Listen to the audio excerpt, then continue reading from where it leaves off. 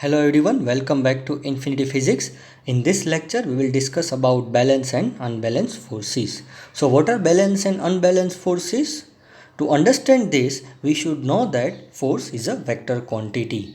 That is, to know the force, we should know two things. One is the magnitude of the force and another is the direction of the force. So here you can see that the force acting towards the left side is 300 Newton and force acting towards the right side is also 300 Newton.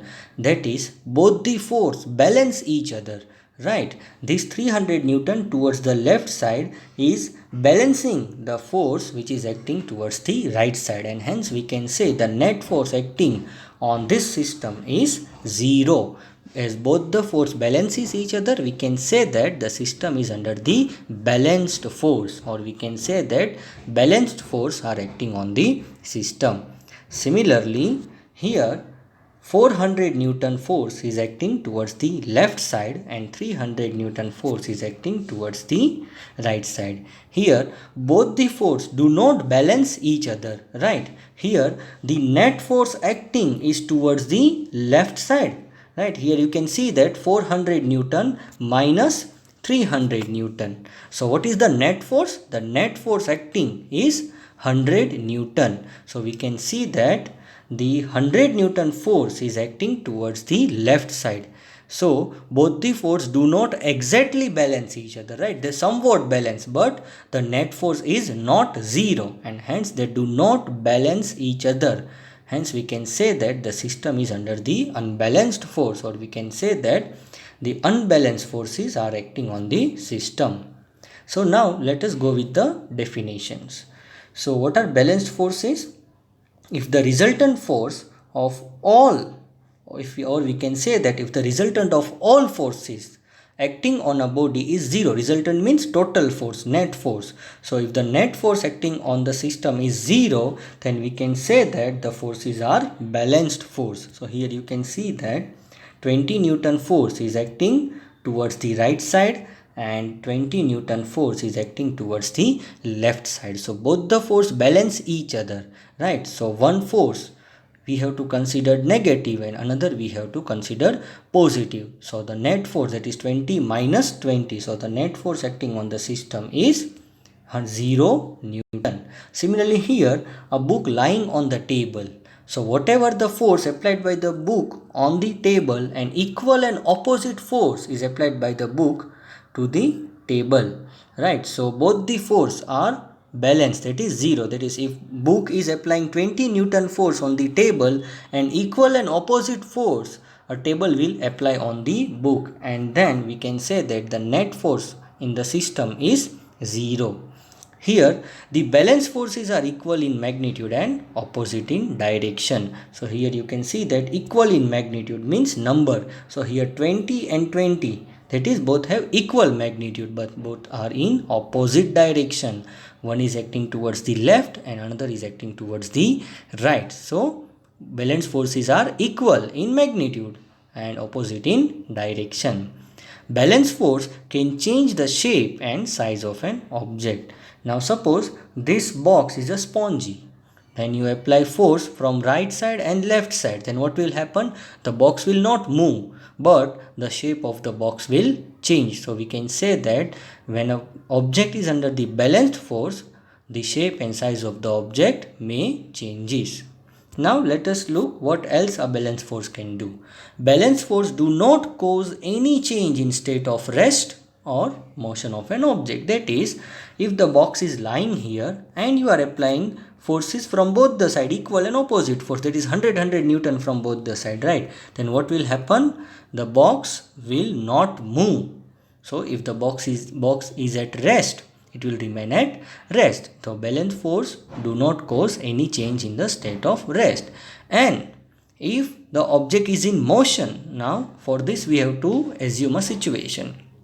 Now suppose a driver is driving a car, and the car, it starts from 0 and now it reaches 100 km per hour. Now what if the driver stops accelerating, pushing the accelerator? Then what will happen? The car will slowly comes to rest, it will stop. But why it comes to rest?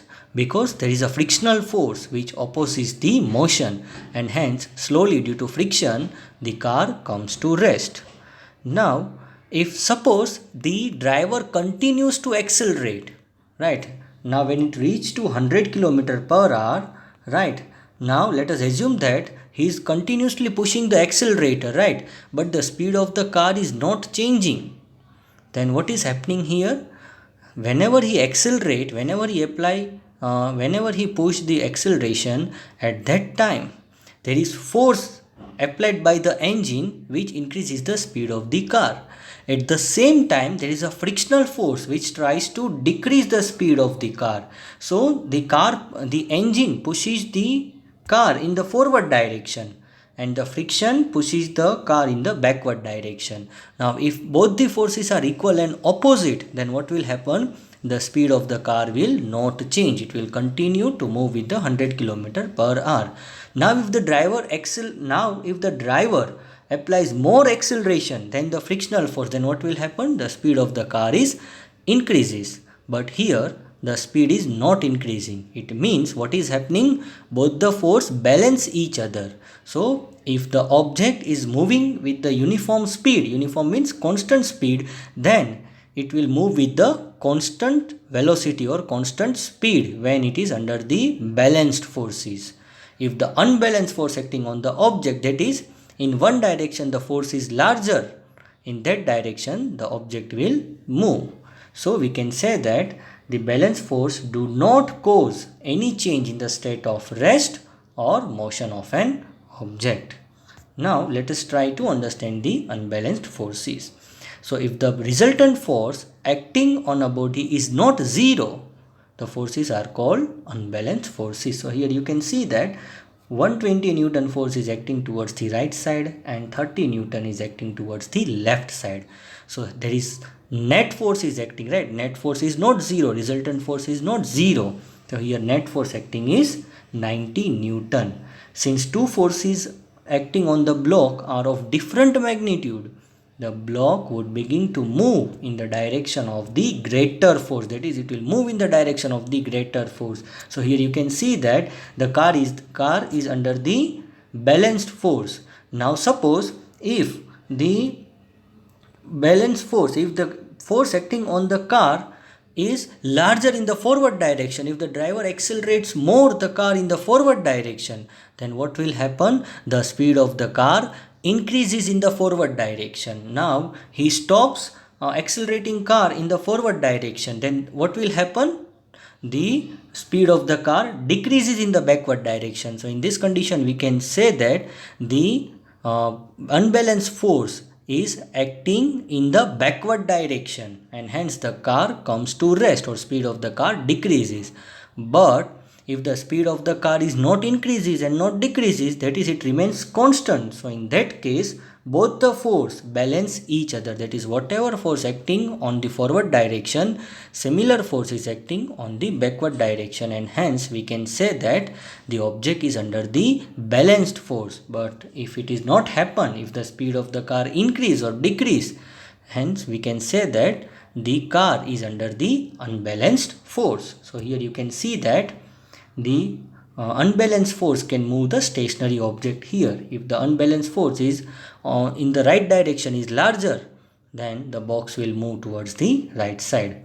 Similarly, in the example of the car, we have seen that if the acceleration of the car is larger, that is the force applied by the engine is larger, then the speed of the car increases. If the frictional force is larger, then the speed of the car decreases. Hence the unbalanced force can increase or decrease the speed of a moving object. Also, if the frictional force, that is the force applied by the brake or the friction by the road or air resistance is larger, in that case the car may comes to rest, and hence we can say that the unbalanced force is acting in the backward direction is larger, and hence the car comes to rest. That is, unbalanced force can stop a moving object. It can also change the shape and size of a moving object. That is, if box is spongy, then it is may possible that the box will be pushed in this direction and its shape will change. So these are the effect of balanced and unbalanced forces Hope you have enjoyed my lecture. If you have enjoyed, please subscribe, comment and like my video. Have a nice day.